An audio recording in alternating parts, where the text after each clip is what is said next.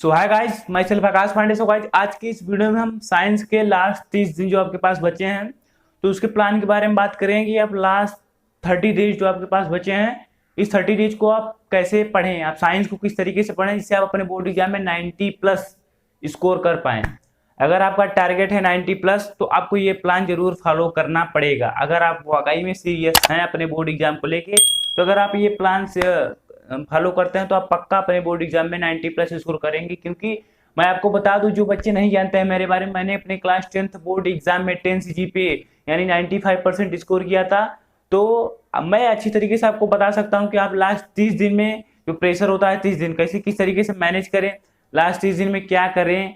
आपके पास टाइम कम होता है और ज़्यादा कुछ करना होता है, ज़्यादा स्कोर करना होता है हमें, तो आप क्यों क्या करना होता है लास्ट 30 दिन में, ये मैं आपको बताऊंगा। क्योंकि वही आपको बंदा बता सकता है जो सिचुएशन को हैंडल किया हो, और बाकी आपको ऐसा कोई नहीं बता सकता जो सिचुएशन को हैंडल ही नहीं किया हो। तो मैंने अपने इस सिचुएशन को हैंडल कर चुका हूँ कि लास्ट के 30 महीनों किस तरीके से मैनेज करना होता है। इतना टेंशन के बावजूद, इतना प्रेशर के बावजूद मैंने अपने क्लास 10th में 95% स्कोर किया।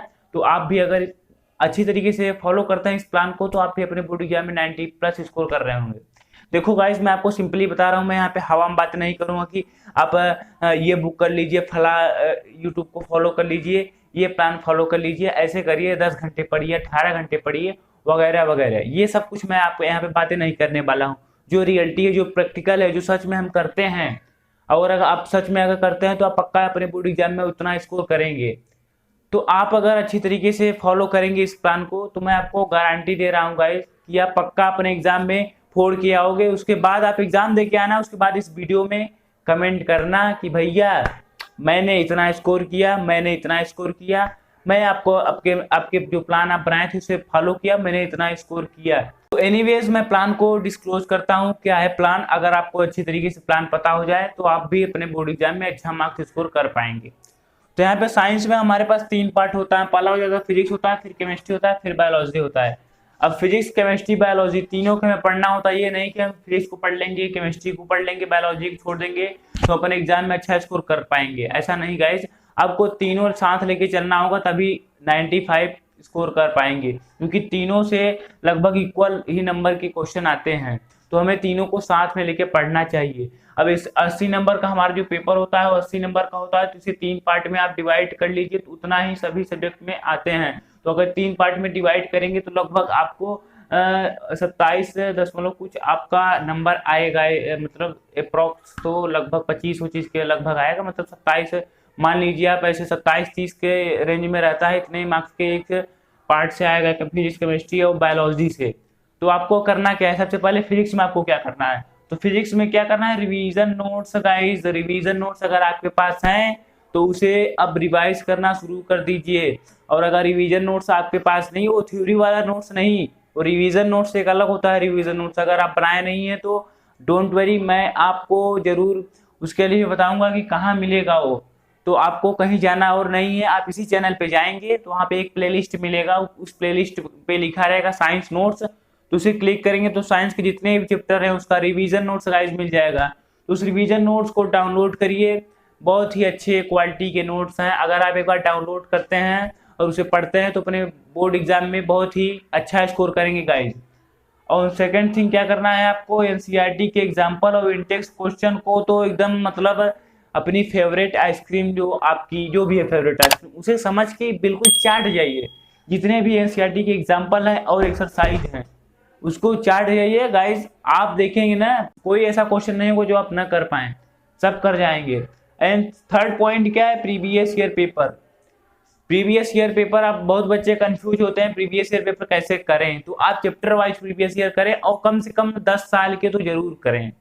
अगर आप 10 साल के करके जाते हैं और आप एनसीईआरटी के एग्जाम्पल और इंटेक्स क्वेश्चन करके जाते हैं, सो गाइस आपके 80 में से 75 नंबर तो पक्के ही पक्के हैं। उल्टा मैं लिख दिया हूँ, यहाँ पे हमें 75 लिखना चाहिए, यहाँ पे 80, लेकिन आपको उल्टा सीधा से मतलब नहीं है, आपको 75 से मतलब है। तो आप अगर ये चीज तीनों चीज करके जाते हैं तो पक्का आप साइंस में अच्छा मार्क्स स्कोर करके जाएंगे। अब केमिस्ट्री में भी आपको रिवीजन नोट्स वहीं आपको चैनल पे मिल जाएगा। उसके बाद एनसीईआरटी के एग्जाम्पल और इंडेक्स क्वेश्चन करने हैं। और यहाँ पे देखिए ये लिखा है, एक्टिविटी को भी पढ़ लेना। तो अगर आप एक्टिविटी को भी पढ़ लेते हैं तो फिर आपको केमिस्ट्री में भी ऐसा कोई क्वेश्चन नहीं मिलेगा जो आपसे न बन पाए।